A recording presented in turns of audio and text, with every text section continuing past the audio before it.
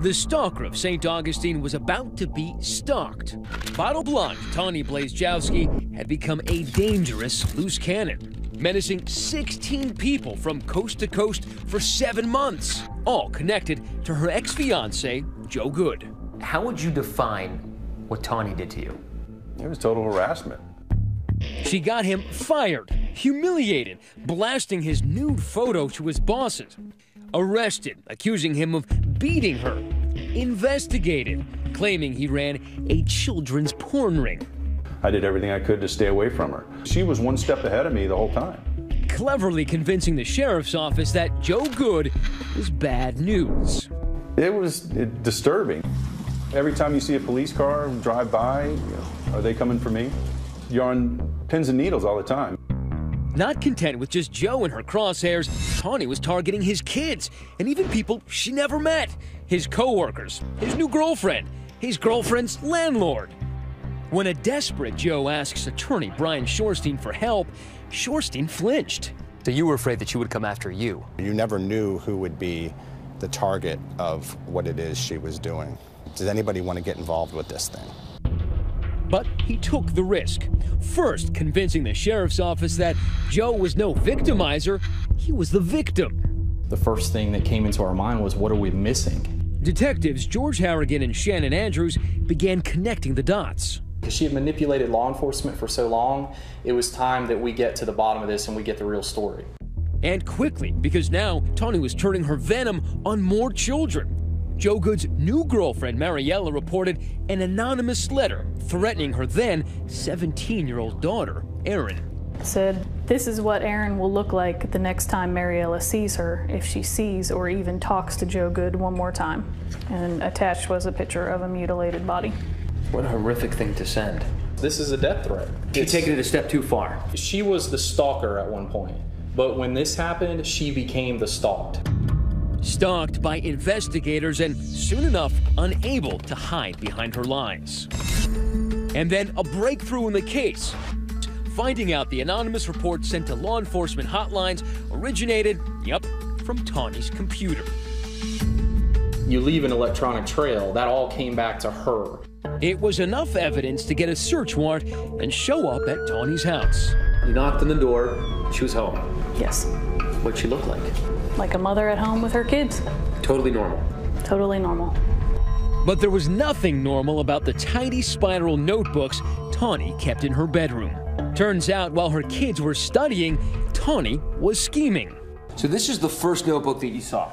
Yes. So you start flipping through it, and what goes through your mind? That I can't believe it's actually all here. 7 notebooks, hundreds of pages, daily notes to herself. It's explosive evidence in Tawny's own schoolgirl's handwriting. A meticulous list of her many lies, every detail of her sinister plan in plain ink. Reminders, print naked pic, call self 1,000,000 times, even get picture of decomposed corpse. Dates, March 11th, filed police report on Joe. March 21st, Joe arrested at work. March 28th, made report of child abuse.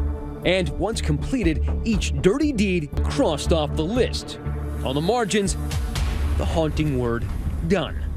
I certainly did not think I would walk out of that home and have a manuscript of everything she had done and planned on doing. The cat had become the mouse, and Tawny had set her own trap. Tawny was arrested that night. And once we explained to her that she would be arrested, she wrote a list out of things for her ex-husband to do in reference to their kids. She was good at lists. She was very good at lists. Be seated, please, ladies and gentlemen.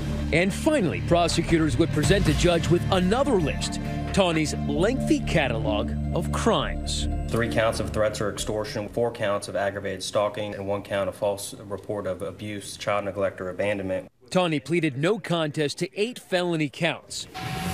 Last week, the day before her sentencing, we went to Tawny's house. Her daughter answered the door. I wanted to know if I could speak to your mother. I mean, she honestly really isn't available right now. And she would not make herself available. Go away, no one's talking to you! At the courthouse the next day, we interviewed 2 of Tawny's many victims. If she were sitting right here where I'm sitting, what would you say to her? She needs to understand that there's consequences, because I think that she thought she was above the law. Hold on. Sure. Cameras roll. And suddenly, we spotted Tawny walking out of the courtroom. This time, nowhere to hide. Maybe you want to say something to your victims. Anything.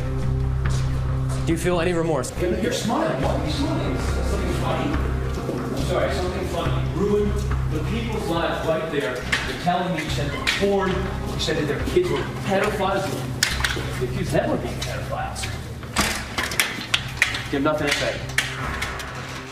She would finally talk to the judge, the tormentor now begging for leniency. I'm pleading with you, Your Honor, to please grant me forgiveness. I ask my victims for forgiveness and for mercy, and for you to please not take me away from my children who need me. Her lawyers argue that she's got obsessive-compulsive disorder and is bipolar, and that those disorders contributed to her crimes. But the judge has heard enough. That she be committed to the Department of Corrections for a period of 9 years. 9 years in prison plus 2 years of house arrest, and get this, 19 years of probation. But still, for Tawny's many victims, the anger and the fear are imprinted for life. Joe Good is forever transformed by one woman's obsession and those neat little notebooks. There were some things that were not yet crossed off. Do you think if she hadn't been arrested, she would have kept going? I'm sure she would have.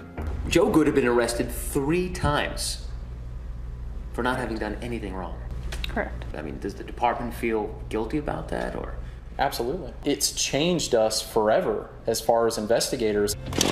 While he's waiting for those arrests to be expunged from his record, Joe's gone from making almost 6 figures to doing lawn work.